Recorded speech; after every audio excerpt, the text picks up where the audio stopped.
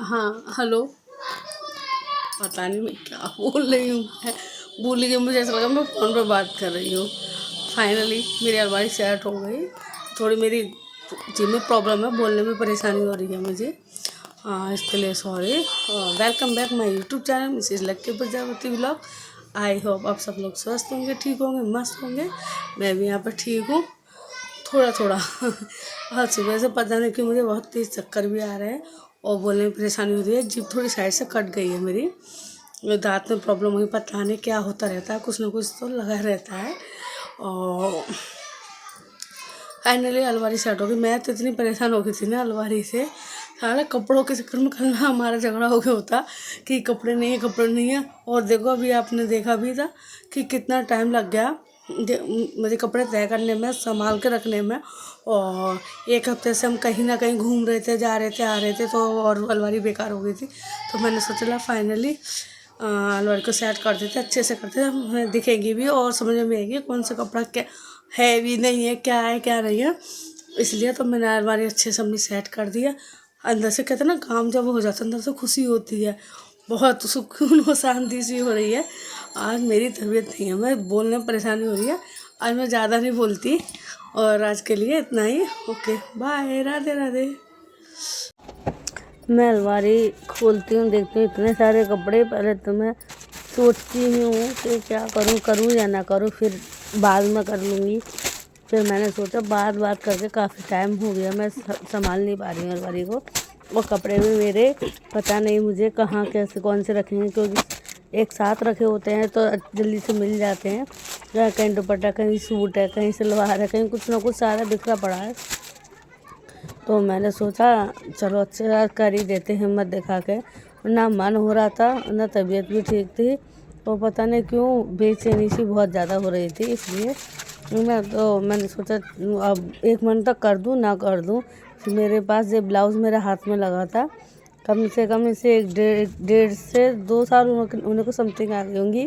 मेरी बहन ने सिला था डेली के लिए, और इसमें आई हुक और तुरपन का काम था। मैं ध्यान भूल जाती हूँ अक्सर, कुछ ध्यान भूल जाती हूँ, कुछ टाइम नहीं मिलता। वो बेचारा ऐसे ही पड़ा है, इसलिए मेरी बहन ना हमेशा मुझे देती है, तैयार करके देती है सूट वगैरह मेरे, साड़ी जो भी है। उन्हें पता है कि दीदी करेंगी ना, उन्हें टाइम मिलेगा। तो मेरी बहन बहुत अच्छी है, सारे कपड़े मेरे वही सिलती है, सूट और ब्लाउज और यहाँ तक कि मम्मी साड़ी वगैरह देती है मुझे, वही बेचारी फॉल लगा देती है, पीको कर देती है, ब्लाउज सिल देती है ना। तुरपना ही सौरे काम करके देती है वो। तो बहुत ही अच्छी है वैसे, मेरा बहुत खर्चा भी बचाती है, टाइम भी बचाती है। और मेरा कुछ समझ में नहीं आ रहा था मैं क्या करूं क्या नहीं करूं। फिर मैंने सोचा फिर आराम से तसल्ली से, फिर पहले एक तरफ से ही काम करते हैं, पहले साड़ियों को सेट करते हैं। तो पहले मैंने साड़ी, थोड़ी हैवी साड़ी थी तो वो मैंने एक साइड रखी थी, और थोड़ी डेली वेयर की थी आसपास जाने की, वो मैंने एक साइड में रखी थी। सूट फिलहाल मैंने एक साइड कर दिए थे, मैंने इन्हें बाद में संभालूंगी। और ये मेरे पुराने पर्स थे, मैंने सोचा इनको किसी को दे दूँगी।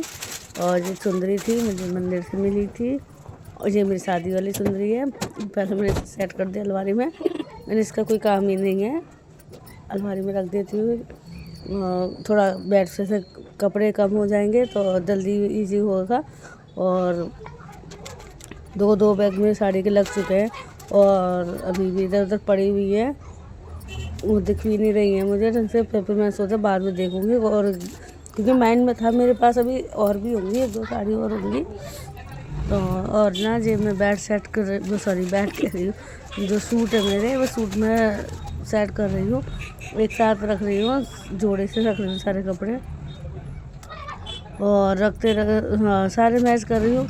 समझ में नहीं आता साला काम, सॉरी समझ में नहीं आता कि काम फैल कैसे जाते, इतने मैं संभाल के करती हूँ।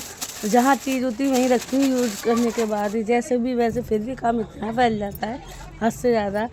ये कुछ मेरे पुराने सूट थे तो मुझे ये भी नहीं पता था मेरे पास ये भी है वो भी है। तो मेरे लिए फाइनली 2 बैग तो रेडी हो गए थे, मैंने बैगों में रखा था क्योंकि एक एक करके बिखर रही थी, काफ़ी परेशानी हो रही थी। और मेरी देखो फाइनली अलमारी लग चुकी है, एक साइज सूट है, साड़ी है, एक नई और थोड़ी पुरानी वाली।